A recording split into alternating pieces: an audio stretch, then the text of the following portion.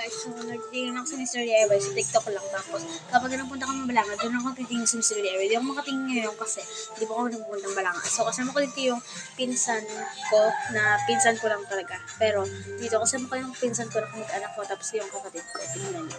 So ito yung pinsan ko lang. Say hi to my vlog. Hi! Yung pinsan ko na kamag-anak ko, which is yung apo ng nanay ko. Yung kapatid ko. Pangit mo. Hello!